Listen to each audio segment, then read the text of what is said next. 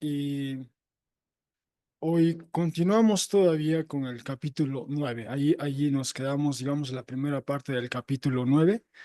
Hoy continuamos o reanudamos nuestra serie bajo este título: Jesús libera a un muchacho de un espíritu impuro que silencia. Bueno, es un título un poco extenso, pero el pasaje creo valida digamos, este título. Así que voy a proceder a leer el texto que estaremos explorando durante nuestro segmento de exposición. Bienvenidos, hermanos, bienvenidos. a este-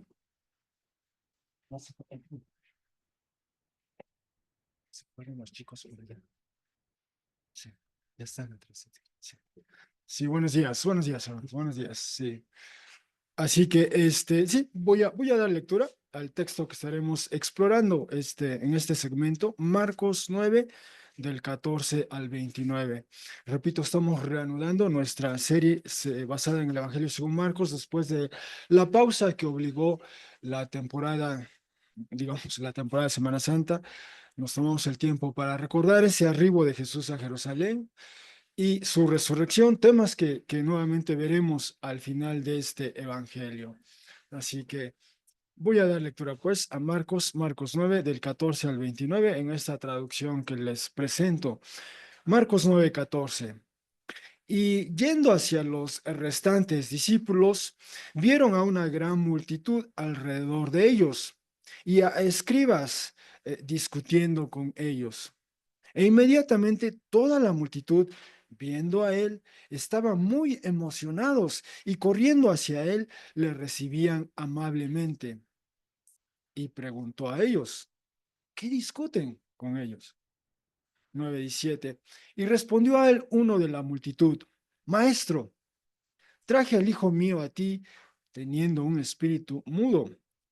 Y donde quiera que a él controlase o sujetase, hace que caiga él y produce espuma y crepita o hace rechinar los dientes y llega a estar seco hasta el punto de quedar inmovilizado. Y dije a los discípulos tuyos que lo echasen o lo expulsasen, y no fueron fuertes o poderosos. Pero él respondiendo a ellos dijo, oh generación incrédula o desconfiada, ¿hasta cuándo con ustedes estaré? ¿Hasta cuándo los aguantaré o soportaré? Tráiganlo a mí. 9:20. Y ellos lo trajeron a él. Y viéndolo el espíritu, inmediatamente lo agitó violentamente y cayendo sobre la tierra, rodaba, produciendo espuma. 9:21. Y preguntó Jesús al padre de él, ¿cuánto tiempo es que como esto le ha ocurrido a él? Pero él dijo, desde la niñez. Y a menudo también en fuego a él echó, al igual que en aguas, para que lo destruyese. Pero si alguien es capaz, venga a ayudarnos, sintiendo compasión de nosotros. Pero Jesús dijo a él, al espíritu, si eres capaz de echar, en un momento vuelvo sobre esta línea, todas son posibles para quien cree o tiene fe. 9:24. Inmediatamente, clamando el padre del niño, decía, creo o tengo fe, ven a ayudarme con la incredulidad o falta de fe. 9:25. Pero viendo Jesús que se agolpaba una multitud, reprendió al espíritu impuro diciéndole, el espíritu mudo y sordo, yo ordeno con autoridad a ti, sal de él y ya no más entres en él. Y clamando, salió y muchas veces convulsionándose, salió el espíritu mudo y sordo. Y llegó a estar como muerto, de modo que los muchos comenzaron a decir, murió. Pero Jesús, haciendo la mano de él, lo levantó y puso de pie. Y entrando él en una casa, los discípulos de él en privado le preguntaban, ¿por qué nosotros no fuimos capaces de echarlo fuera? Y dijo a ellos, este tipo o esta clase de espíritu Con nada puede salir sino con oración. Bueno, hasta aquí nuestra lectura de este episodio, de este texto que hoy nos ocupa. Ah, y este tema del espíritu que silencia, bueno, quizá hemos escuchado en estos, digo, me acerco al tema así, estos 2, 3 días pasados, hay una conversación nacional por este asunto el pasado 22 de este mes, el pasado martes fue 22, la presidenta Claudia Sheinbaum presentó al presidente del Senado esta iniciativa de ley, está fechada el 22 de abril. Esta iniciativa la intención es abrogar la actual ley sobre telecomunicaciones y emitir una nueva ley.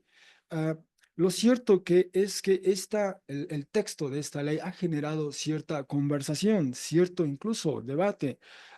De hecho, la intención de esta ley, entre otras, es dar forma a lo que se llama la Agencia de Transformación Digital. De hecho, repito, este es el texto que apenas se está debatiendo, conversando, discutiendo en el Senado al momento. O sea, es un borrador al momento, pero en este borrador este es un documento disponible en el sitio web del Senado, dice lo siguiente, por ejemplo, en el artículo 7, capítulo segundo de la Agencia de Transformación Digital.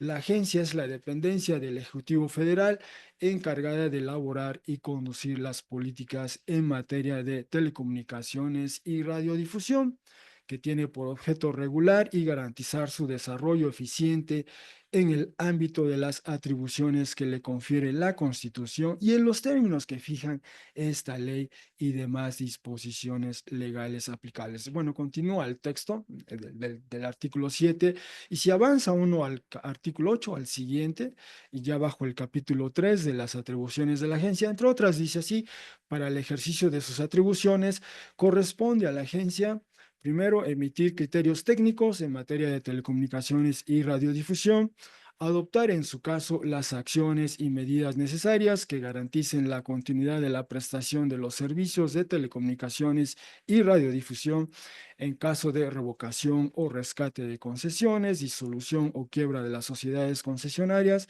El tercer apartado dice planear, fijar, instrumentar y conducir las políticas y programas de cobertura universal y cobertura social de conformidad con lo establecido en la ley y continúa. Son varios apartados, no recuerdo ahorita el número de ellos, pero ayer los vi, tuve oportunidad de consultarlos. Son varios, ¿sabes? Que definen las, digamos, atribuciones, las funciones, atribuciones, prerrogativas, digamos, que tendrá este nuevo agente, la agencia que depende del Ejecutivo. Esta nueva, digamos, entidad viene a suplir o a suplantar lo que hasta todavía existe, el Instituto Federal de Telecomunicaciones. Era un organismo autónomo, colegiado, pero una vez que entre en vigencia esta ley, cuando se apruebe, tiene 180 días todavía el otro instituto para, digamos, concluir sus funciones y entonces la agencia le releva, asume esas atribuciones. Bueno, eso es lo que está en este proyecto de ley. Lo que ha llamado mucho la atención es este artículo, el 109. Si uno sigue leyendo el texto, es un documento de más de 300 páginas, debo decir, no lo leí todo, pero leí revisé, ¿verdad? Y me detuve en este en particular, dice el capítulo octavo de las plataformas digitales, muy en boga hoy día, ¿va? Y dice así este artículo, las autoridades competentes podrán solicitar la colaboración de la agencia para el bloqueo temporal a una plataforma digital en los casos en que sea procedente por incumplimiento a disposiciones u obligaciones previstas en las respectivas normativas que le sean aplicadas. La agencia emitirá los lineamientos que regulen el procedimiento de bloqueo a una plataforma digital. Y aquí el punto es este, ¿va? La ley, el texto, bueno, este proyecto de ley tal y como está, no especifica en qué momento o cuáles son los criterios para que como dice aquí, se bloquee temporalmente, ¿verdad? Se censure, como también puede decirse, o se cancele, como es el otro término, la operación de una plataforma digital. Y ese es algo que ha generado cierta preocupación, ¿no? Cierto debate. Pero repito, este es todavía un proyecto de ley, sigue en conversación. Y de hecho, la presidenta acaba de decir, ¿verdad? quiere que se dé el suficiente tiempo para que se debata, se discuta esto, se refine, se redacte de nuevo incluso, y eso es muy bueno y algo por lo cual debemos orar. Pero este debate sobre lo que debe o no debe permitirse o salir a la luz o comentarse o divulgarse, en otros lugares han tenido ya esta conversación, digamos, ¿no?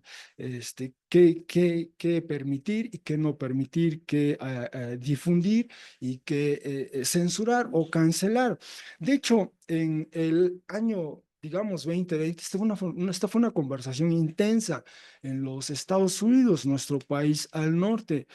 Una de las revistas muy, digamos, influyentes en este tipo de conversaciones públicas, culturales en los Estados Unidos, se llama así Harper's. Es una de las revistas, si no es que la más antigua, una de las más antiguas que se han emitido en los Estados Unidos. En su edición del mes de octubre, publicó una carta firmada por una considerable cantidad de los así llamados personas intelectuales, científicos de diversos ámbitos y quehaceres en la vida, pero muy reconocidos por lo menos en la sociedad estadounidense. Y el texto de esta carta iniciaba así. Repito, eran tiempos cuando había esta protesta por los abusos de la policía, por un lado, por el otro lado, los casos de abuso sexual que estaban surgiendo en otras áreas o actividades, digamos, de la vida pública y privada. Y entonces en ese contexto se publicó el texto de esta carta y dice así este extracto: nuestras instituciones culturales están enfrentando un momento de juicio. Protestas poderosas por justicia racial y social están conduciendo a demandas añejas de reforma de la policía, junto con llamados más amplios por una igualdad e inclusión más grande a través de nuestra sociedad, no menos en las áreas de educación superior, periodismo, filantropía y las artes. Pero esta sentida necesidad también ha intensificado un nuevo conjunto de actitudes morales y compromisos políticos que tienden a debilitar nuestras normas de un debate abierto y de tolerancia de diferencias en beneficio de una conformidad ideológica. Así como aplaudimos el primer desarrollo o el primer punto, elevamos nuestras voces contra el segundo. Y continuaba el texto elaborando un poco más sobre este punto. En suma, lo que ellos querían es que se preservara esa libertad de expresión, en esencia, ¿va? En este debate tan intenso que, repito, había en el año 2020. Y justo en el 2020 apareció este libro. El autor es ahora ya profesor emérito en la Facultad de Leyes de la Universidad de Harvard y un abogado también muy conocido allá en Estados Unidos. Y él justamente ingresa, incorpora o participa en este debate de esta manera, ¿va? Publica su parecer a través de este libro que lleva por título La cultura de la cancelación, podríamos decir así. Y en algún momento dice lo siguiente: dos de los distintivos más importantes de la libertad y democracia se hallan contenidos en la Ley de Derechos estadounidenses, así se conoce en los Estados Unidos. Y estos dos distintivos son la libertad de expresión y el debido proceso de ley. Estos derechos fundamentales son también los procesos de elección a través de los cuales las sociedades libres conducen la búsqueda sin fin de las verdades sobre las cuales políticas públicas deben basarse. Y continúa él: estos salvaguardas, es decir, libertad de expresión, debido proceso de ley, estos salvaguardas sirven como protectores en el camino contra la tiranía. Ningún gobierno en la historia ha conseguido la libertad para sus ciudadanos mientras les niegue los derechos gemelos de libertad de expresión y el debido proceso de ley. Estos derechos también representan una confianza en la gente al evaluar posturas que compiten a través de procesos tales como el mercado de ideas y la presentación de evidencia.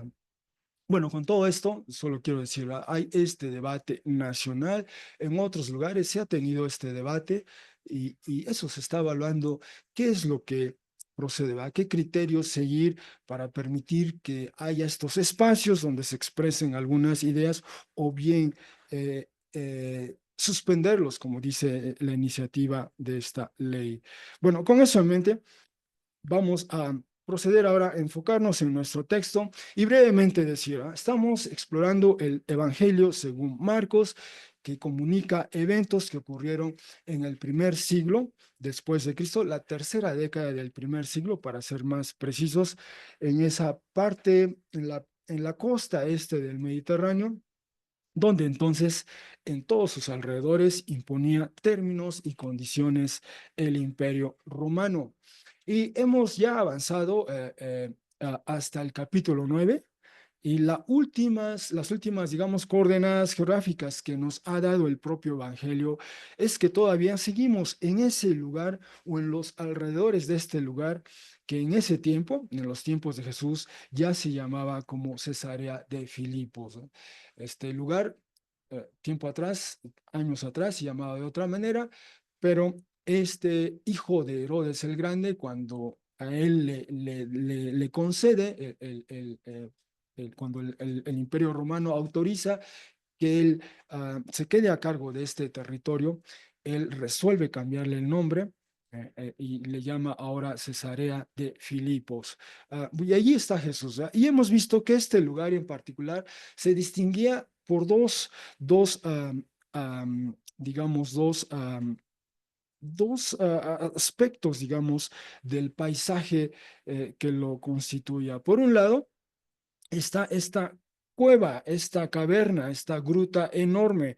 Ahí vemos la proporción de ella. Hay una persona ahí, se alcanza a ver en esa foto a color, y su interior era grande, era enorme esta cueva, y hay evidencia arqueológica y literaria que allí esta cueva se dedicó, el espacio, digamos, de esta cueva se consagró para el culto a una deidad local de nombre Pan. Hay todavía el debate si era meramente una deidad cananita o la deidad, hay una deidad griega de nombre Pan, venerada por los pastores, digamos, los de actividad, bueno, dedicados a la agricultura. Ese es un aspecto, ¿eh? Estaba ahí esa cueva y presumiblemente enfrente de esa cueva no, no, a en otro lugar no tan distante de ella, estaba este otro edificio, del cual los arqueólogos, en base a las ruinas, han hecho esta proyección de cómo se vería este edificio y que también destacaba en el paisaje, ¿verdad?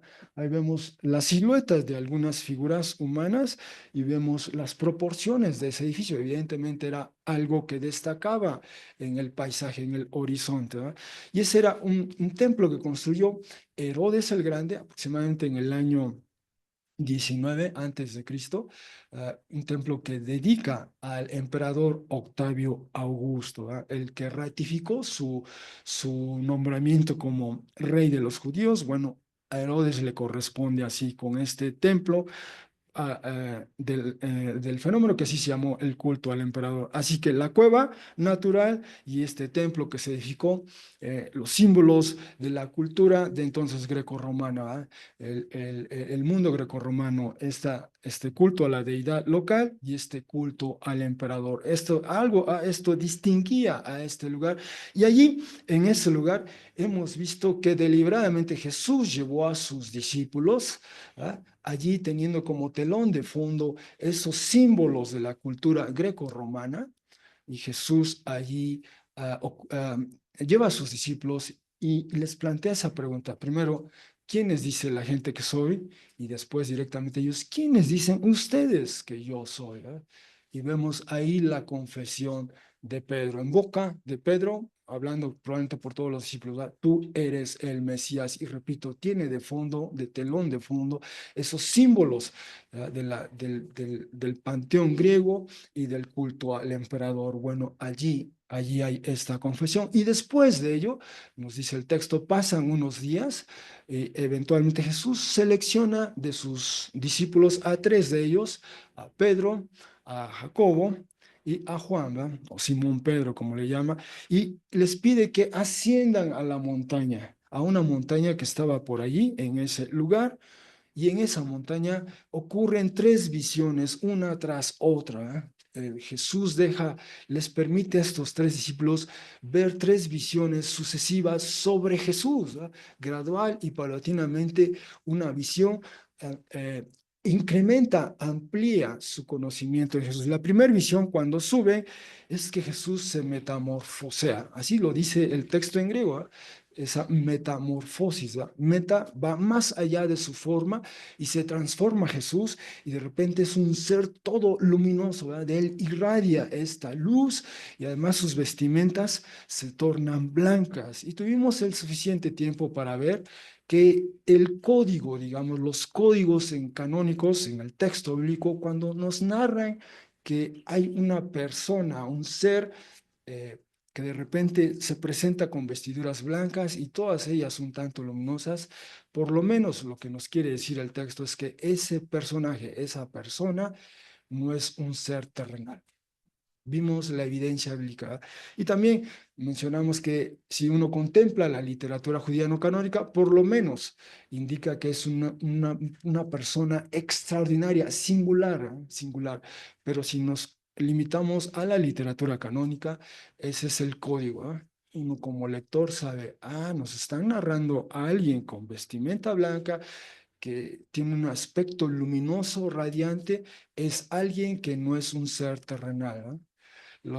Todos los relatos de los evangelios, cuando comunican la resurrección de Jesús, ese personaje a veces se le describe como hombres jóvenes, a veces literalmente dice ángel, ¿no? Todos son siempre personas con vestimentas blancas y de alguna manera irradiando algo. Lo mismo lee uno en Hechos 12 y en otros relatos en la Escritura Antiguo y Nuevo Testamento, ese es el caso. Así que Jesús les deja ver a sus discípulos que él es alguien, no solamente terrenal, sino alguien, bueno, no iba a decir esta frase, no es de otro mundo, ¿va? Pero es decir, es más allá, trasciende la dimensión humana, si me permiten decirlo así, es más que un ser humano, ¿va? Esa es la manera que les está diciendo a ellos, ¿va? Por ejemplo, esta visión no aparece en el Evangelio según Juan, pero en el Evangelio según Juan, en su prólogo, Juan nos dice que la palabra, el verbo era con Dios, él era Dios y después cómo se encarna. Marcos no nos dice eso, pero esta es la manera en que Marcos nos comunica que Jesús era más que un ser humano, ¿no? Sí, así que esta es la primera visión. Así que eso les toma por sorpresa a Pedro, a Jacobo, a Juan. De repente, ¿qué le ha pasado a Jesús? Está todo blanco, irradiando. Y no solo eso, de repente aparecen otras dos personas con Jesús, ¿no? Y nos dice que estas personas entran en un diálogo, una conversación con Jesús. Y seguramente es por ese diálogo que se enteran que una de esas personas es Moisés y otra es Elías, ¿eh? Así es como supieron ellos que porque Jesús seguramente habló. Al hablar con ellos le dijo, oye tú Moisés, oye tú Elías. Bueno, yo supongo que así fue. Y de esa es la manera en que supieron ellos, ¿eh? Y por cierto, acaba, Gerson nos hizo favor de leer Éxodo 34. Y Éxodo 34, de hecho, en su momento, en la sesión previa, aludimos a esta referencia, ¿ah? Estas dos personas tenían en común que ambos en su vida, en algún momento, si no es que una o más de una ocasión, tuvieron que subir a una montaña y en la cima de esa montaña tuvieron un encuentro con Yahvé Dios, ¿ah? Y esa presencia de Yahvé Dios se describe de varias maneras en cada uno de esos relatos, ¿verdad? En el caso de Moisés, de hecho, la lectura que hizo Gerson nos dice que había una nube, ¿verdad? Desciende una nube, y presumiblemente en la nube desciende la presencia de Yahvé Dios, y desde esa nube Yahvé Dios está hablando a Moisés, ¿verdad? ah, ah, ah, Entre otras, ¿verdad? En el caso de Elías también vemos, nos relata el libro de Primera de Reyes, ese encuentro, sube a la cima y ve varios fenómenos, truenos, relámpagos, luz, un sonido apacible, y ahí está Yahvé Dios y habla Yahvé Dios a Elías. Bueno, esto es lo que tenían en común estas dos personas, pero ahora están en diálogo y conversación. Así que Moisés, el representante de la Torá, digamos, de la ley, y Elías, como representante de las profetas, nos dicen, ¿verdad? Ellos que la Torá los profetas hablan sobre Jesús, nos dicen algo de Jesús de alguna manera. Esa es la otra visión, ¿no? Y así que los discípulos, Pedro, Jacobo, Andrés, están, ah, la primera visión, Jesús se transforma. La segunda visión, ahora está flanqueado por la ley y los profetas, ¿ya? Y hay esta conversación, este diálogo. Y no solo es eso, hay una tercera visión.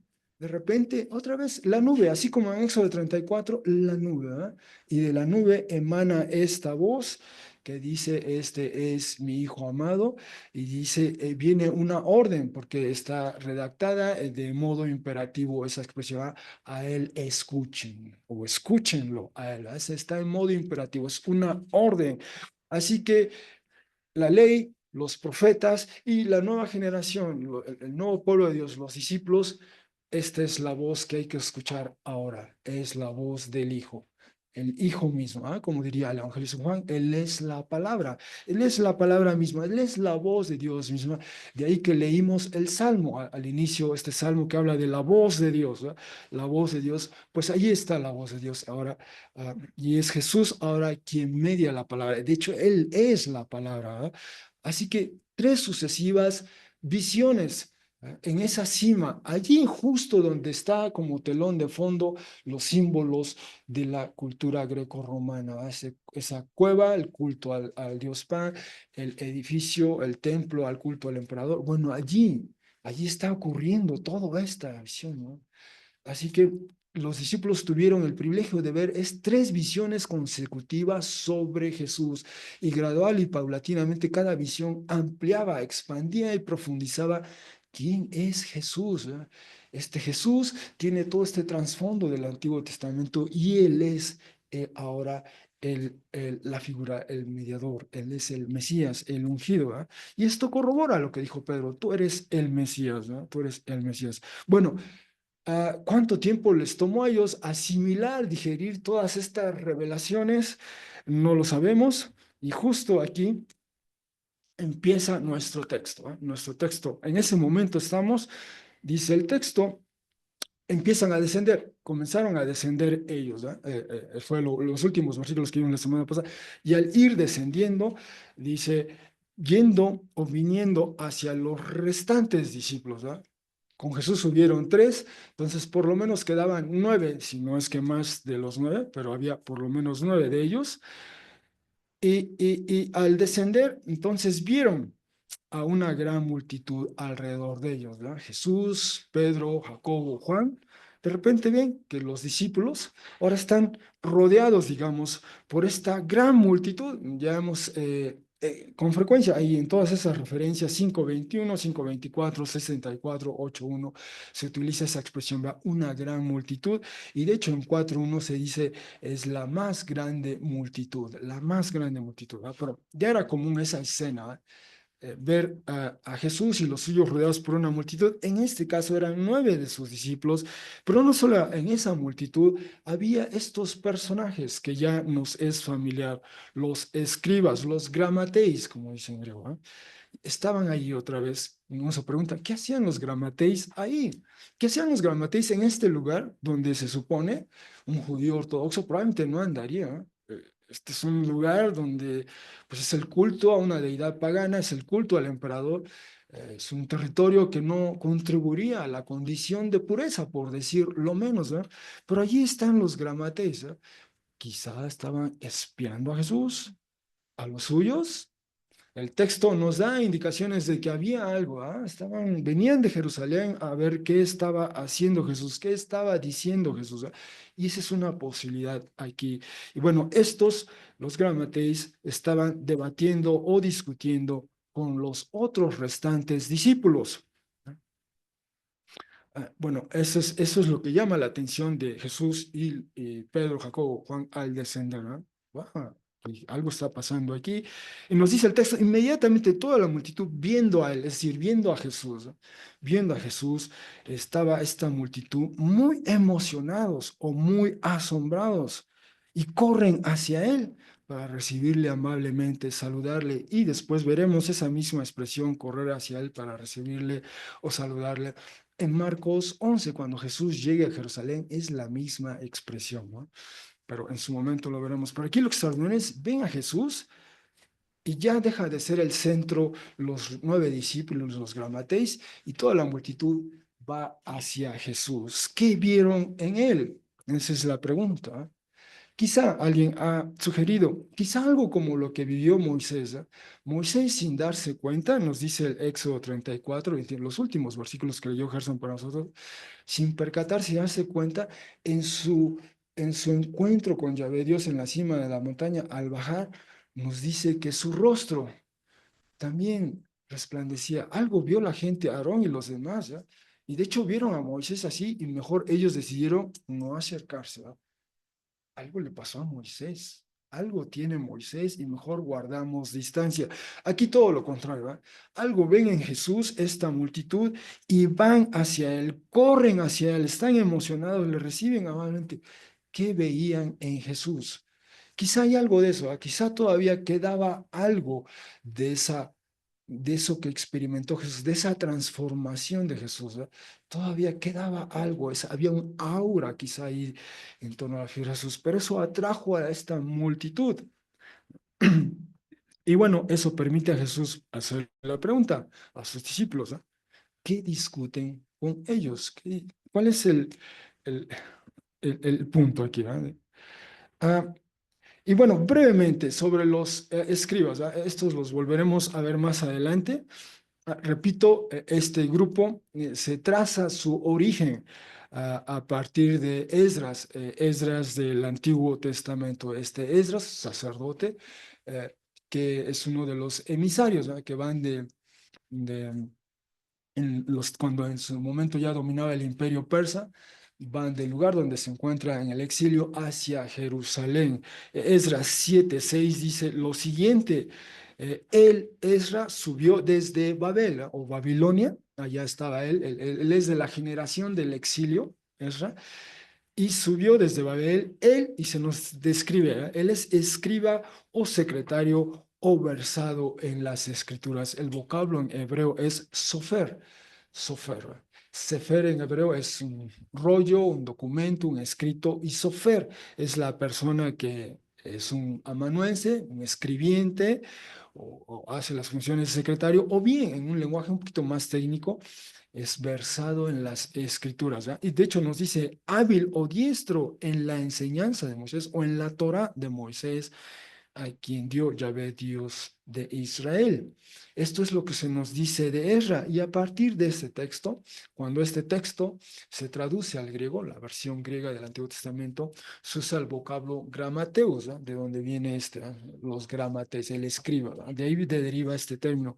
Y así que se traza el origen de este grupo en particular desde este Esdras, versado en las escrituras, que viaja de Babel a Jerusalén, y la misión de él, así la misión real, la misión por parte del rey persa para él, es que vaya, e instruya al pueblo en la ley, en la Torah, al pueblo que ha estado en el exilio, quizá esta generación un tanto ignorante en el buen sentido de las escrituras, bueno, él les va a enseñar. Él les va a instruir, ¿no?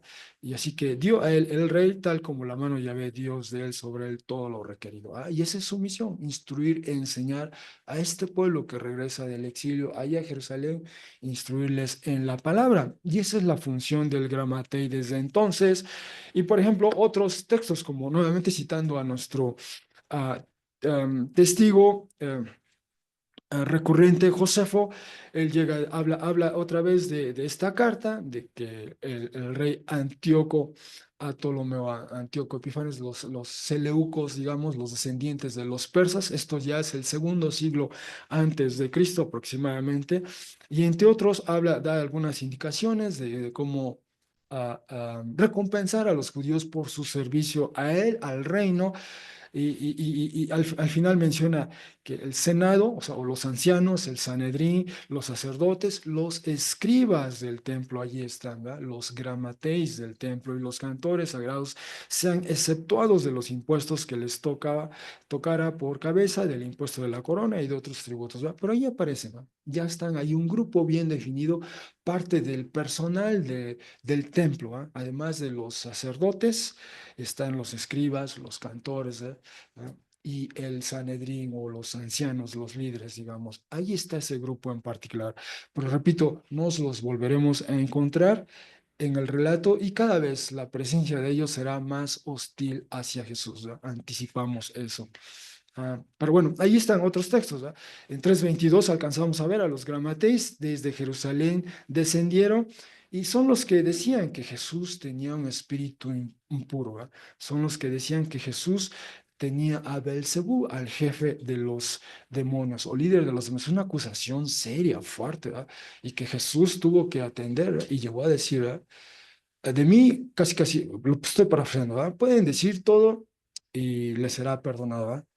Pero cualquiera que blasfeme contra el Espíritu, es decir, atribuirle a, a un espíritu impuro lo que es obra del Espíritu Santo, eso es muy serio, dijo Jesús.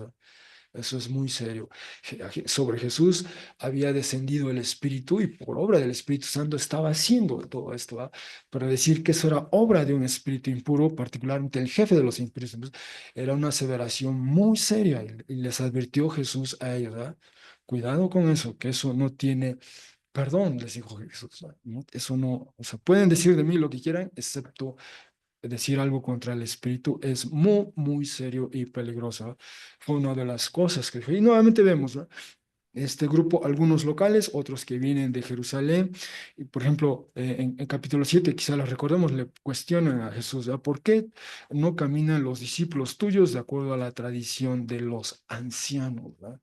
Y Jesús tuvo que responder a esa objeción, a ese cuestionamiento. Jesús privilegia la voz de Dios o el mandato de Dios antes que las tradiciones humanas. Esa fue la respuesta de Jesús. Ahí, entre otras. ¿Eh?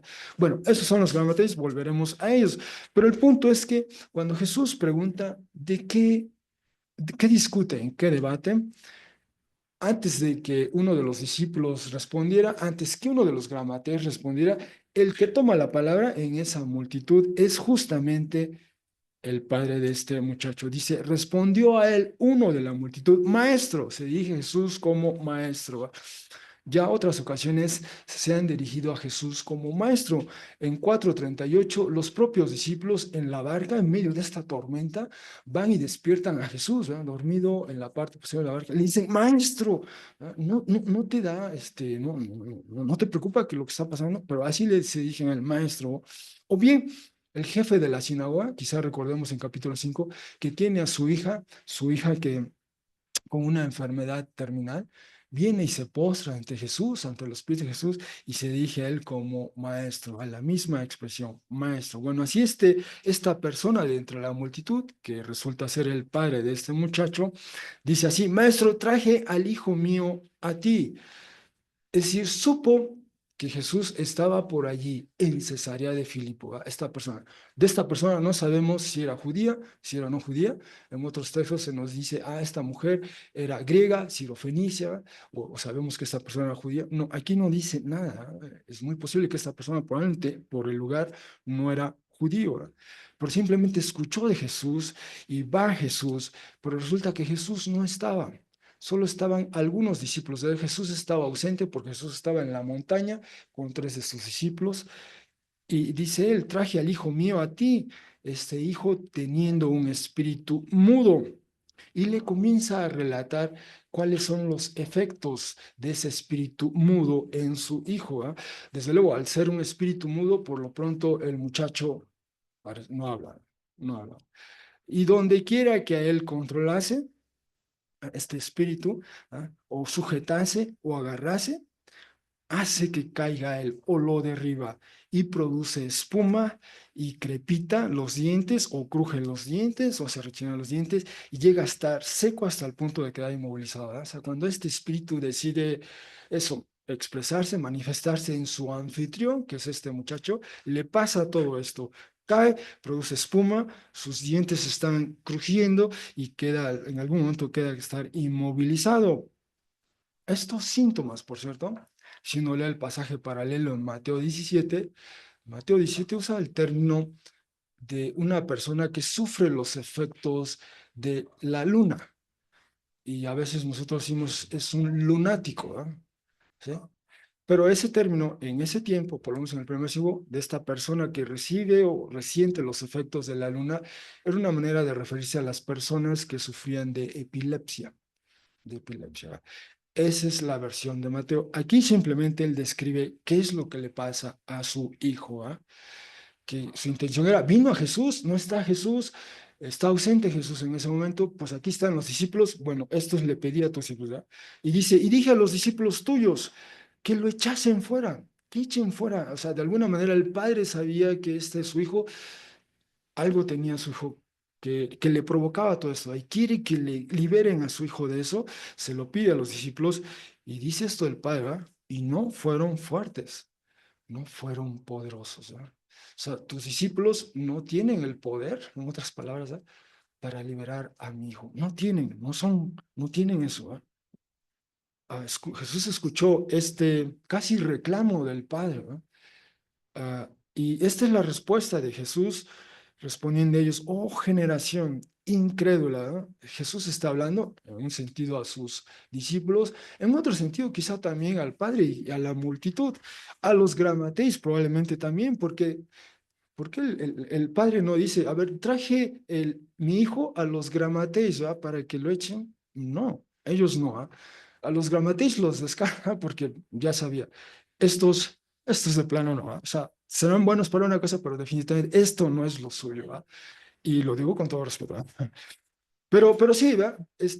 Ya, es decir, recordemos, ¿verdad? En capítulo 6 y veremos ese texto más adelante, Jesús ya había, es decir, cuando llama a sus discípulos en capítulo 3 entre otras los llama para echar fuera espíritus impuros, para echar, los autoriza, ¿verdad? Cosa que ocurre en Mateo 6 cuando van a Nazaret, en los alrededores de Nazaret, van a la misión de dos en dos, y sí, echan fuera, ya lo habían hecho ellos, ¿verdad? Y a ese tema volveremos. Pero aquí el punto es que no fueron fuertes, no fueron poderosos, y este es el reclamo de Jesús.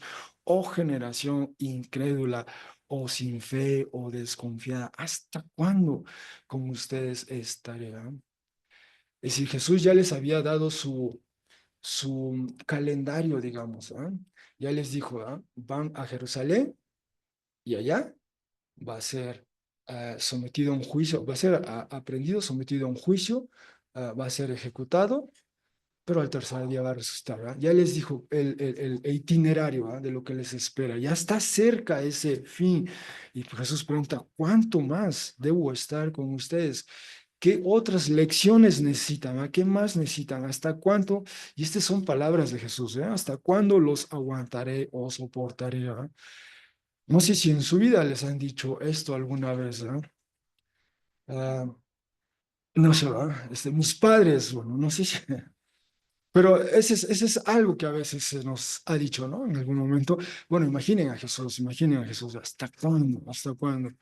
Y así que piden, tráiganlo a mí, ¿no? Ya lo llevaron a los discípulos de él, no pudieron. Jesús pide, tráiganlo a mí, ¿no? Él asume ese desafío y lo trajeron a él. ¿Y qué ocurre cuando lo traen? Bueno, dice, viéndolo el Espíritu, ¿ah?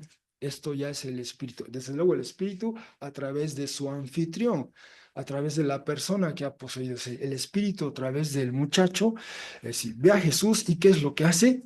Inmediatamente, dice literalmente, lo hizo pedazos o lo agitó violentamente. O sea, con cuánta violencia lo agitó, ese es el lenguaje, ¿verdad? Y además cae otra vez a tierra y rueda produciendo espuma, ¿verdad?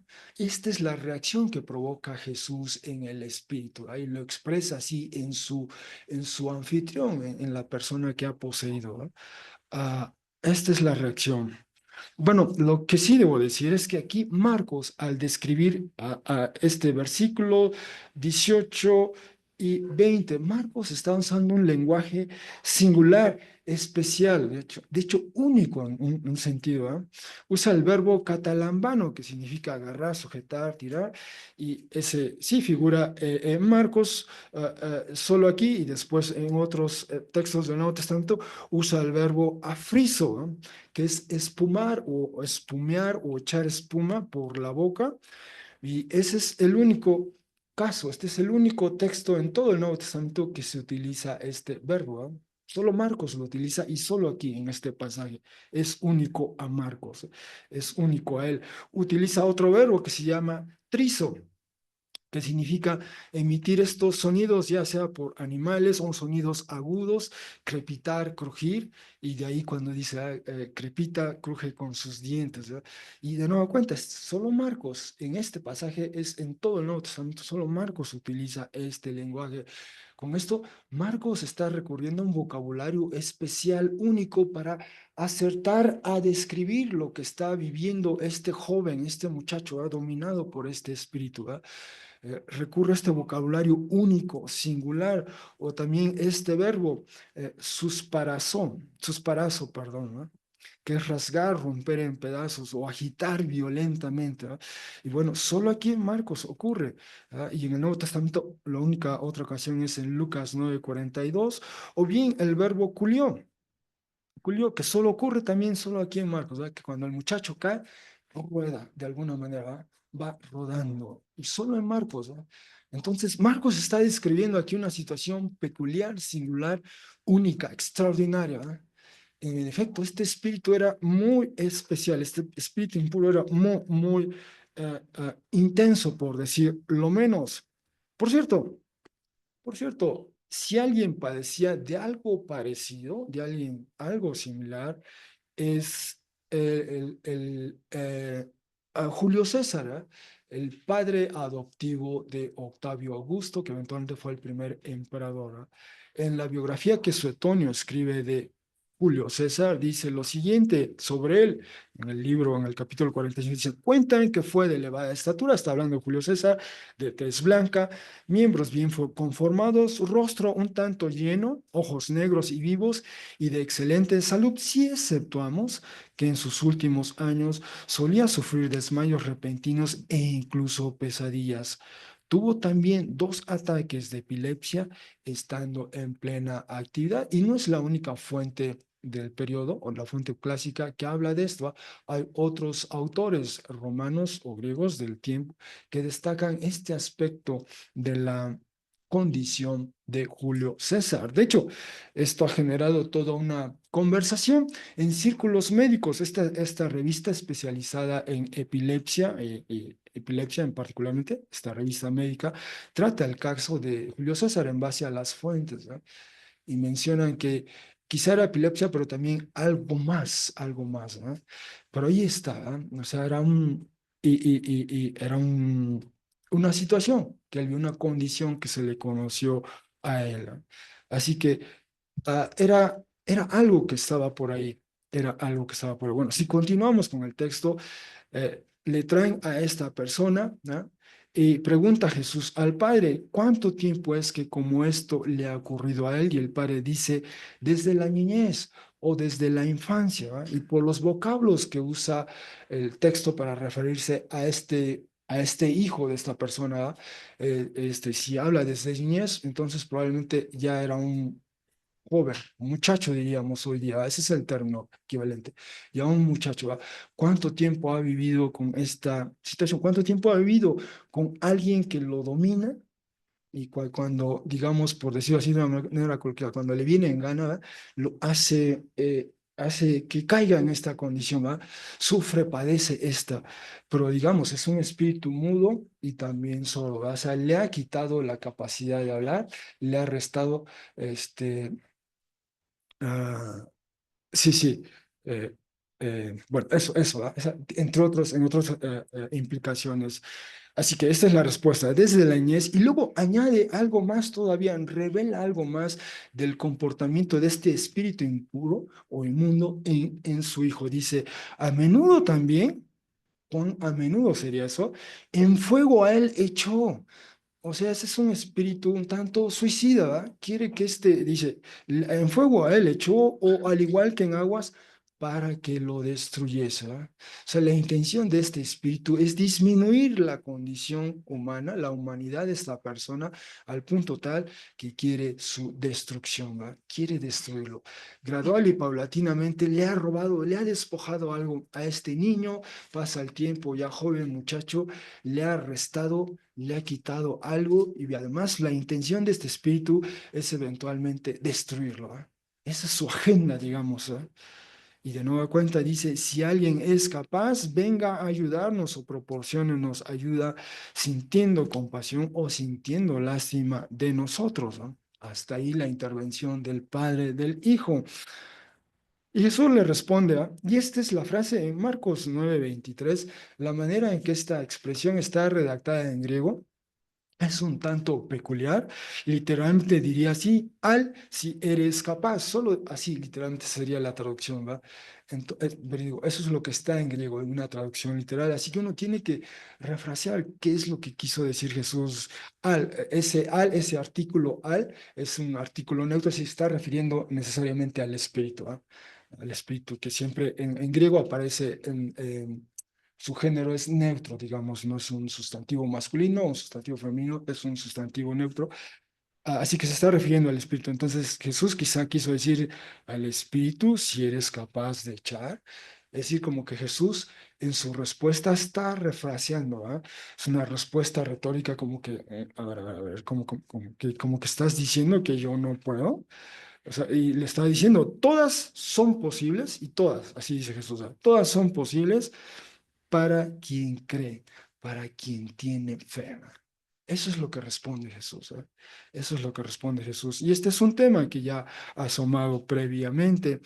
Ah, ¿Y qué responde el padre?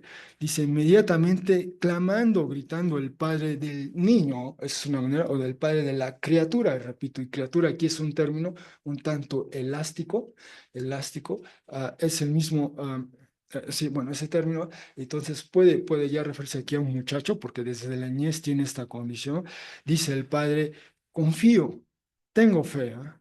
Y en un sentido, había venido a buscar a Jesús, ¿ah? No estuvo en ese momento, estaba arriba en la montaña, pero vino buscando a Jesús y quizá eso delata algo, pero además el Padre dice, ven a ayudarme, proporcióname ayuda o ayúdame con la falta de fe. Al mismo tiempo, ¿ah? Vengo, pero es cierto, yo admito que no tengo la suficiente fe, ¿ah? Pero ese primer paso de venir a Jesús y esperar que haga algo, ¿ah? Quizá no con tanta fe en Él, pero hay una posibilidad. ¿Qué tal si Jesús? ¿Qué tal si? Bueno, eso fue suficiente. Bueno, ah,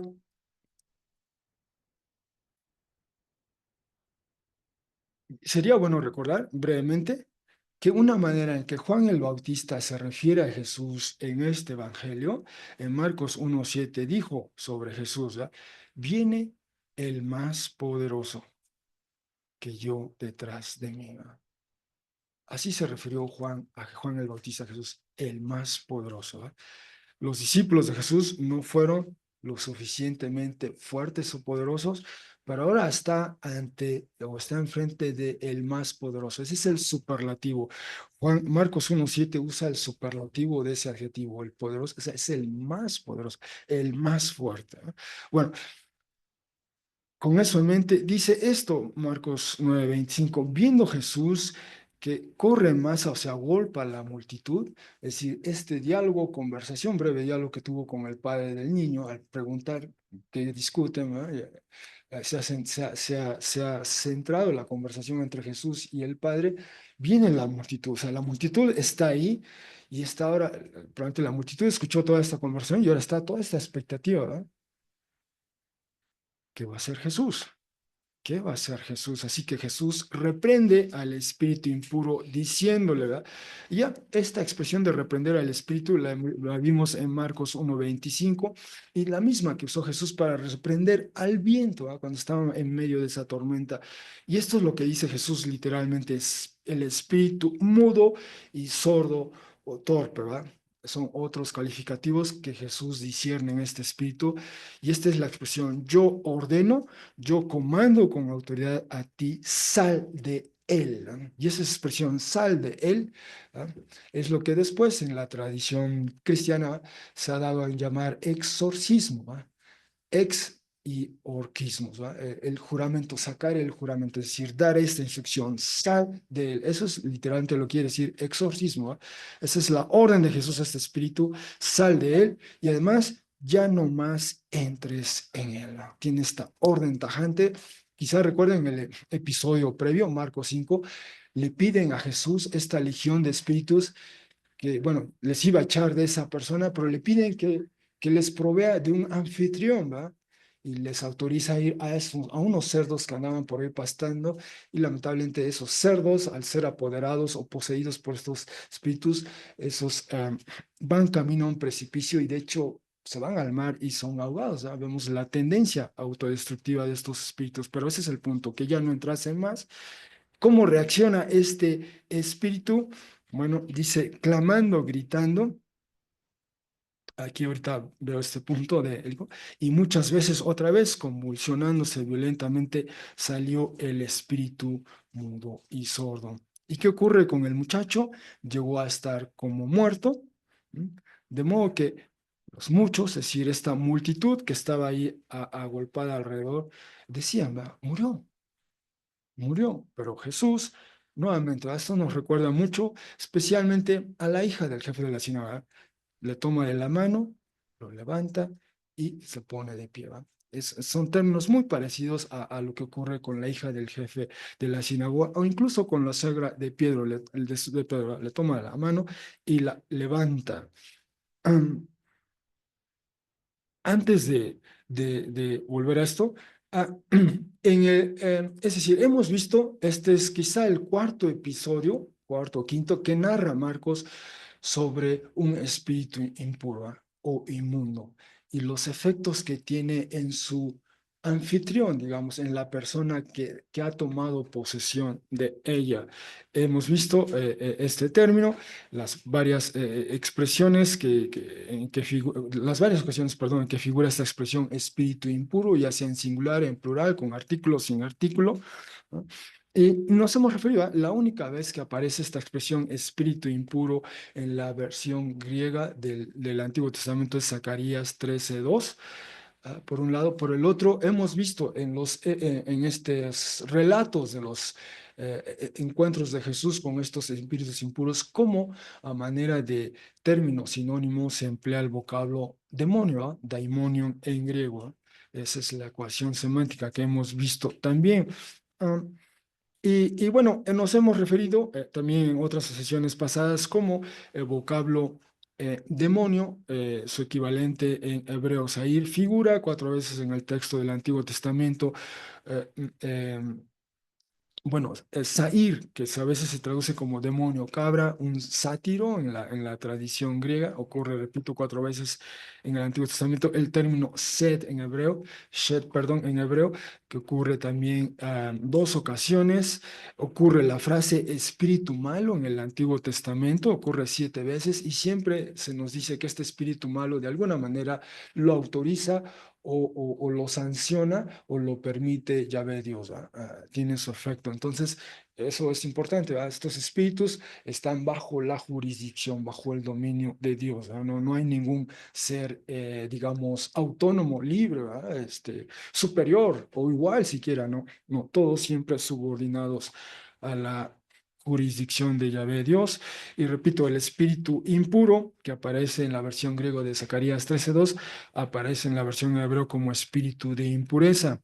Pero lo que yo quiero ahora llamar su atención es presentarles esta tabla, digamos, este cuadro sinóptico de todos los 5 eventos, digamos, los 5 relatos que en el Evangelio tratan con espíritus impuros, ¿no? Este es el último, de hecho, el que estamos viendo hoy en Marcos 9 es el último que narra el Evangelio según Marcos.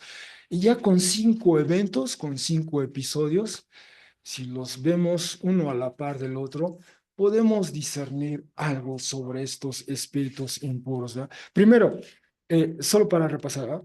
El primer episodio que vimos fue en capítulo 1, 21 al 28. ¿Dónde ocurre esto? Esto ocurre en una sinagoga, ¿no? En una sinagoga, ¿verdad? Así como en una sinagoga, no nos sorprendería que en una iglesia también hoy día aparezca una persona con un espíritu impuro, ¿verdad? Pero allí en la sinagoga que frecuentó Jesús, Capernaum fue la base, digamos, del ministerio de Jesús en Galilea. Iba y venía a Capernaum y varias veces fue a esta sinagoga. Allí estaba una persona. ¿Y cuál era el anfitrión de esta persona? A veces nos lo describe simplemente como un ser humano. Era un ser humano el que estaba ahí. ¿Cómo se describe a este espíritu? La única frase que se utiliza ahí es espíritu impuro. ¿Qué efecto produce el espíritu? Eso sí, no lo narra ese texto, esa versión. Pero ¿cuál es la reacción del espíritu ante Jesús? ¿Verdad? Cuando se, cuando es confrontado por Jesús, cuando está frente a Jesús, ¿qué hace, qué es ese espíritu? El espíritu habla allí en 1:28 por boca de su anfitrión, digamos, y le dice, viniste a destruirnos, sé tú quién eres, el santo de Dios. ¿Qué orden le da Jesús al espíritu? Simplemente le dice, estate en silencio y sal de ahí, ¿no? Solo basta la palabra de Dios, de Jesús, y el espíritu sale. ¿Qué reacción ocurre en el espíritu al salir? Bueno, convulsiona a su anfitrión, a ese hombre, lo convulsiona, produce un sonido con una gran voz, quizá un gemido, un sonido horrible, quizá, y esto, ¿va? No se nos dice el efecto en el anfitrión una vez que salió el espíritu. Pero ese fue el primer incidente, y repito, en una sinagoga en Capernaum. En el Shabbat, allí hay una persona que eventualmente vive su Shabbat a plenitud. Es liberado de eso que lo oprime, que lo hace menos. Ese fue el primer episodio. El segundo, capítulo 3 del 7 al 12, Jesús se nos dice, va por la orilla del mar de Galilea, presumiblemente cerca de Capernaum, va por la orilla, y allí hay muchas personas que vienen a él, enfermos se nos dice, y entre esa multitud también hay unos que tienen espíritus impuros. Habla en plural, ¿eh? No precisa, solo simplemente habla en plural. ¿Qué efecto tienen los espíritus impuros? No lo precisa, pero quizá uno puede inferir, ¿verdad? Porque esos que vienen buscando a Jesús ser sanados o curados, dice, de sus tormentos. Y es posible que esto aluda también a esas personas dominadas, poseídas por estos espíritus impuros, ¿no?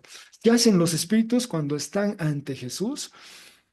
Se postran ante él y claman, tú eres el Hijo de Dios, ¿no? ¿Qué, qué orden da Jesús a ellos? El texto no dice nada en esta ocasión, tampoco qué reacción ocurre cuando sale, solo habla en términos genéricos que fueron sanados, tanto los que tenían enfermedades físicas, si usa el término como tal, como también estos dominados o poseídos por espíritus. Pero ese es el otro, ¿eh? Es un grupo, son mezclados, ahí están ellos. El tercer episodio, quizá el más extenso, es el que vimos en capítulo 5. Jesús va a esta región, la región de los Gerasenoi en Decápolis, ¿ah?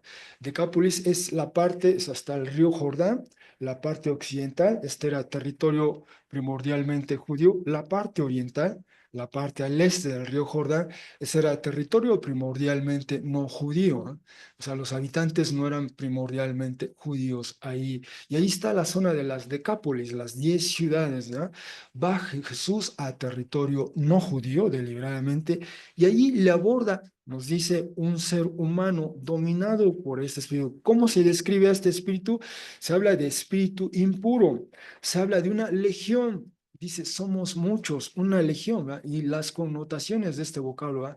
En alusión a las legiones romanas, las legiones de soldados romanos. Y después se habla en plural de espíritus impuros, ¿no? Así que estas son las maneras en que describe a esta persona. ¿Cuál es el efecto de esta legión de espíritus en esa persona? Bueno, esa persona vivía en las tumbas, ¿eh? Y uno se pregunta, ¿qué le tiene que pasar a una persona para que haga de su morada o de su residencia vivir en los cementerios? Imaginemos a una persona que vive en los cementerios, ¿ah? Quizá en nuestra experiencia hemos visto a personas que viven en la calle, ¿no? Y tienen allí su lugar social. Pues imaginemos una persona que además de esa condición hace de su morada permanente un cementerio. ¿Qué tiene que haber en esa persona para estar allí, siempre con ese recordatorio permanente de la muerte, de lo que decae, de lo que se corrompe, de lo que se pierde, de lo que no hay recuerdo? ¿Qué tiene que pasarle a esa persona, ¿no? Y además esta persona tenía una fuerza descomunal, nadie le sometía, usaron cadenas, usaron varias maneras, nadie le podía someter, evidentemente tenía una fuerza descomunal. Esta persona subía a las montañas o colinas y desde ahí gritaba y eran gemidos horribles, ¿verdad? Pero la gente escuchaba y debió haber sido difícil escuchar a alguien así. Y no solo eso, esa persona se laceraba, se lastimaba a sí misma, se golpeaba con piedras. Entonces, vean a esta persona dominado por estos espíritus impuros, ¿verdad? Cómo lo habían deshumanizado, ¿verdad? No era un ser humano pleno, completo en el Señor, como Dios lo creó, sino era un ser disminuido por estos espíritus, ¿verdad? Su humanidad venía a menos. Y así vivía, marginado, excluido de la sociedad. Así que, ¿qué hace cuando viene Jesús? Cuando está ahí Jesús, corre hacia Jesús y otra vez se postra ante él y clama con una gran voz, Jesús, Hijo de Dios, el Altísimo. Y de aquí ya podemos inferir algo, ¿ah? Quizá muchos entre nosotros no sepamos quién es Jesús, pero un espíritu impuro, ese sí sabe quién es Jesús. Esa es la constante. En los relatos bíblicos de Jesús con un encuentro con un espíritu impuro, ese espíritu impuro, no importa quién sea su anfitrión, una persona, un niño, una mujer, etcétera, ese espíritu sabe quién está enfrente de él, sabe quién es Jesús, ¿no? Y se refiere a él con Santo de Dios, Hijo de Dios, ¿no? Jesús, Hijo del Dios Altísimo, saben quién es Jesús, ¿verdad? Y hay testimonios, ¿verdad? No hace mucho Rebeca leyó un libro de una región aquí en Sudamérica, creo, de un pueblo originario, para usar esa expresión, ¿verdad? En donde hay mucha actividad espiritual, y nos decían cómo los, los medios, los líderes espirituales saben, reconocen cuando hay presencia de Jesús ahí, saben que Él es el gran espíritu, ¿verdad? Usan esa expresión. Ellos son los espíritus, pero este es el gran espíritu, ¿verdad? O sea, en el ámbito espiritual se sabe quién es Jesús, ¿verdad? Se sabe. Eso es algo que ya podemos desprender. ¿Qué continúa? O sea, ¿qué hace cuando, qué orden da Jesús a esta persona? Sal, espíritu impuro del ser humano. ¿Ah? ¿Y cuál es la reacción? Bueno, Jesús hace esta concesión a los espíritus, les permite entrar a una manada de cerdos, a una piara de cerdos, y esta piara se precipita en el mar y se ahogan, ¿verdad? Vemos ahí esa tendencia autodestructiva, ¿eh? Como este muchacho, ¿eh? Muchas veces le echan el fuego o le echan las aguas. Que eran estas aguas? Quizá un lago, quizá el mismo río Jordán por allí, ¿ah? Y lo que quiere es destruirle, quiere ahogarle, ese es el punto, a destruirle. ¿Y qué pasa? ¿Cuál es el efecto en esta persona, ah? Cuando ya es liberado? Dice el texto que estaba sentado, estaba vestido y estaba en sus cinco sentidos, ¿ah? Estaba en sus cabales, ¿ah? Entonces, el efecto de esta multitud de espíritus había afectado incluso, si me permiten decirlo así, su salud mental, ¿no? Padecía, o sea, para que alguien viva permanentemente en un cementerio y se dañe a sí mismo y quizá con sus gemidos diga algo contra sí mismo, ese abuso verbal es una suele ocurrir, ¿verdad? Personas que se dañan a sí mismos, a veces dicen de sí mismos cosas terribles, ¿verdad? Pero es parte de eso. Bueno, ese es el tercero. El cuarto es, no hace mucho lo vimos, capítulo 7 de nueva cuenta, en los límites de Tiro, ¿ah? Ya Jesús había ido más allá de Galilea, ya salió del todo del territorio de Palestina, había ingresado a los límites de Tiro, de hecho fue hasta Sidón y después bajó, pero ahí en esa zona le aborda una mujer y le ruega, le suplica por su pequeña hija. Esta mujer no era judía, nos dice el texto que era griega y de ascendencia siro-fenicia, ¿va? Del otro lado bueno, de esa zona, de Fenicia y de Siria, de esa zona, más allá del norte de Galilea, pero era griega, no era judía, ¿va? Y entonces aquí la que está dominada, la que está poseída es una menor, es una pequeña hija, ¿va? Es una menor, es una mujer menor, ¿verdad? ¿Y cómo se describe? Se describe como espíritu impuro y también se le describe como demonio. Ahí vemos los términos sinónimos, ¿verdad? Espíritu impuro equivale a demonio. No se nos dice del efecto que tiene el espíritu sobre esta niña, no se nos dice tampoco la reacción del espíritu ante Jesús, porque es la madre que va, escucha que va Jesús, va con él y le ruega por su madre. Y recordemos ese diálogo, ¿verdad? Y entonces, ¿cuál es la orden de Jesús? Tampoco se nos dice, solo se nos dice esto, que que Jesús le dice a la mujer, por tus palabras, por la manera en que respondió a las preguntas de Jesús, ya el Espíritu dice, ya el demonio ha salido de tu niña. ¿Ah? Y entonces lo que sí dice el texto es que, ¿cuál fue el efecto? Dice que la niña fue colocada en el diván o cama, ¿no? Ya pudo descansar, reposar. No nos dice cuál era el efecto de este espíritu en ella, qué le provocaba, qué le hacía derribar, rodar, convulsionarse, no sé, dañarse. Ya ahora estaba ahí colocada en el diván o en la cama, pero repito, el vocabulario es una niña menor de edad, es una niña, es menor de edad, ¿no? Finalmente, este último caso ocurre en las villas de Cesarea de Filipos, otra vez, ¿no? Territorio no judío. Ahí es, ¿quién es el anfitrión? Es el hijo, es una criatura, es un muchacho, ¿no? Es el muchacho, el muchacho de este padre. ¿Cómo se describe a este? Se describe como espíritu mudo, espíritu impuro, y después Jesús también se refiere como espíritu mudo y sordo. Esos son los tres términos. ¿Cuál es el efecto de este espíritu en ese muchacho? Dice, le controla, lo domina, lo somete, digamos, lo derriba, lo tira, digamos, produce espuma, cruje los dientes, queda inmovilizado, le echan el fuego y en las aguas para destruirle, o sea, intenta que se destruya, que se mate, en otras palabras, ¿no? Ah, ¿cuál es la reacción cuando está delante de Jesús ese espíritu?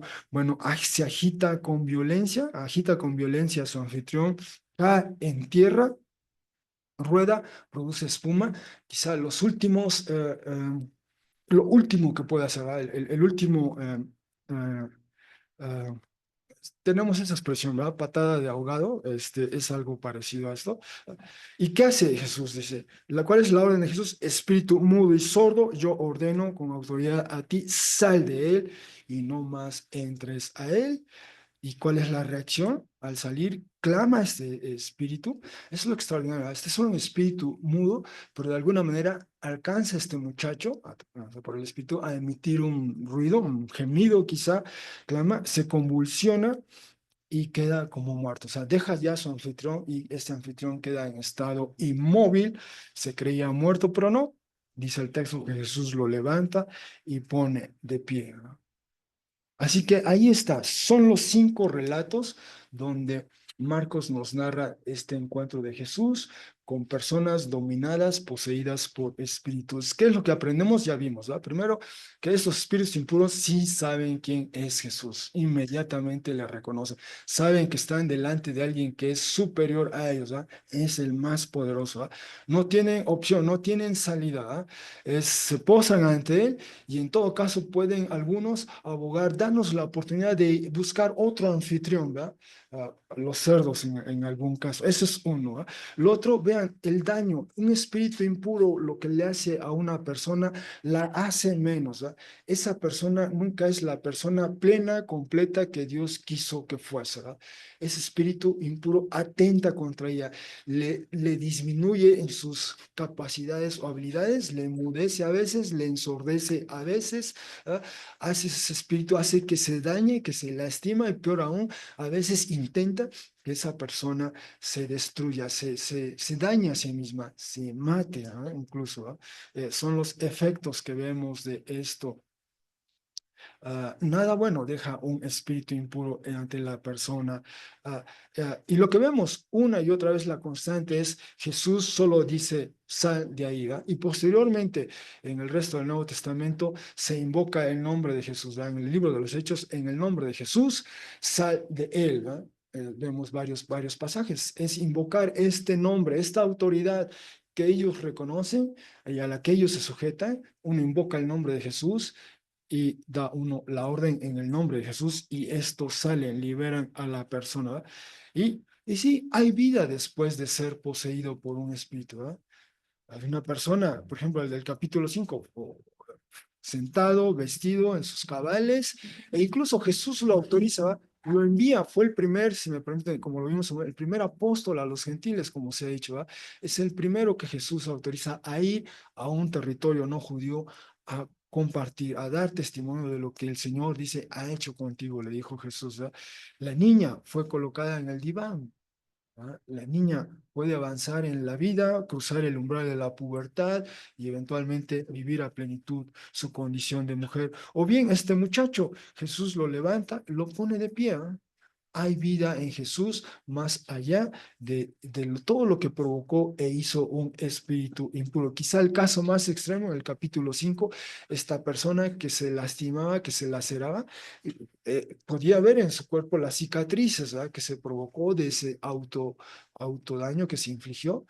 Pero y esa era parte ahora de su historia, de su testimonio. Hay vida en Jesús más allá de estar poseídos por ellos. Bien, por cierto, solo para rematar este punto, otro pasaje donde se habla de espíritus impuros es justamente los gramateis acusan a Jesús, le dicen, tú tienes un espíritu impuro, ¿verdad? Tienes a Belzebul, al jefe de los demonios, ¿no? Y es cuando decíamos, a Jesús advierte, ¿verdad? Esa es una blasfemia, atribuir a un espíritu impuro lo que es obra del Espíritu Santo.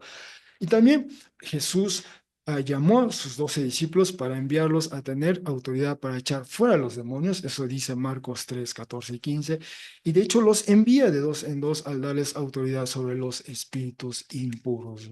¿No? Ah, Solo quisiera leer esta última parte de esta cita. La única figura exorcista, o sea, que echa fuera espíritus impuros en la literatura que ha sobrevivido, a quien un número de relatos de exorcismo son atribuidos y descritos en detalle, es la figura bíblica de Jesús de Nazaret, ¿no? Hay uno que otro relato por aquí y por allá, pero ninguno como Jesús, nadie como Jesús, ¿no? Finalmente, entran en la casa, en privado, los discípulos le preguntan, ¿verdad? Era de esperarse eso, o sea, ¿por qué nosotros no fuimos capaces de echarlo fuera de este espíritu? ¿No? Ya lo habían hecho, en Marcos 6:13 nos dice literalmente que ellos fueron de dos en dos, ¿verdad? Y estuvieron echando fuera. ¿Qué pasó ahora? Y esta es la respuesta de Jesús. Este tipo, esta clase, y hasta ahí solo dice el texto en griego, y uno presume, ¿verdad? Este tipo de espíritu, esta clase de espíritu, dice, con nada se es capaz o puede salir sino con oración, ¿verdad? Es decir, quizá los discípulos, perdón, en base a su experiencia previa, simplemente dijeron, pues vamos a hacer lo que hicimos, ¿va? Pero es decir, olvidaron que de quien emana el poder, de quien procede el poder para echar un espíritu, no es uno, sino es de Jesús, ¿va? Es de Jesús. Y esa es la gran lección para todos nosotros. No importa el espíritu que tengamos enfrente, orar, ¿verdad? Es invocar el nombre de Jesús y todo lo que ello implica, invocar el nombre de Jesús sobre esa persona o sobre esa situación, y es entonces que habrá una respuesta, ¿no? Porque este era el texto, como dice 6:13, saliendo proclamaron y que se arrepientan, y muchos demonios se echaban fuera y ungían con aceite enfermos y curaban. Ya habían vivido esa experiencia, pero esta vez parece que olvidaron eso. Así que en conclusión, todavía en Cesarea de Filipos, referente de la cultura pagana en esa zona debido a su culto a una deidad local y al emperador romano, está la cueva y el templo, al descender de la montaña, con una renovada visión sobre Jesús por parte de tres de sus discípulos, Jesús escucha de un debate entre sus restantes 9 discípulos y los gramateis. Ello derivó de la incapacidad de los restantes 9 discípulos de echar fuera un espíritu impuro, lo cual ya habían hecho antes, en este caso un espíritu impuro de un muchacho. El relato deja entrever lo peculiar de este espíritu impuro al que Jesús echa del muchacho con solo dar la orden. Esa es la constante. Jesús solo tiene que decir sal y ese espíritu acata la orden, ¿no? Posteriormente Jesús explica que esto, echar espíritus impuros, requiere oración, es decir, dependencia plena, total. De él emana el poder. Algunas implicaciones del texto que hemos visto hoy. Bueno, es esta primera, la realidad de los espíritus impuros con sus efectos devastadores en las personas a las que poseen, a las que hacen sus anfitriones. Esta realidad nos invita a reconsiderar algún aspecto de nuestro entorno actual que se vea afectado por ello. Pues ahora, a la luz de la escritura, a la luz de esto, al voltear y ver, hay algo aquí, hay alguien aquí, ¿no? que está dominado. En otras palabras, podemos discernir si alguien está dominado o poseído por un espíritu impuro. Otro aspecto que hemos visto ya, no hay poder superior a Jesús. Eso queda claro en cada uno de estos relatos y lo reitera una y otra vez el Nuevo Testamento, Romanos 8:38, Efesios 1:21, Colosenses 1:13, por mencionar unos textos, ¿verdad? Jesús superior a cualquier otro poder, dominio, autoridad. No hay nada, nadie contra él que le supere. Así que esa realidad, ¿cómo ilumina nuestra actual coyuntura? El saber que no hay nadie superior a Jesús. Finalmente, la oración es crucial para enfrentar estos y otros desafíos. Y la pregunta es, ¿oramos al Padre en el nombre del Señor Jesús ante cualquier desafío o necesidad? Aun y cuando sea poca nuestra fe o nula nuestra fe, como dijo el Padre, ayuda a mi falta de fe, pero vino a Jesús, ese fue su primer paso, vino a Jesús, buscaba a Jesús, finalmente encontró a Jesús, vino a él con toda su falta de fe y Jesús atendió. Solo basta dar ese primer paso, ¿no? No importa si no tenemos toda esa fe en Jesús todavía, pero dar ese primer paso y venir a Jesús, así comienza esto.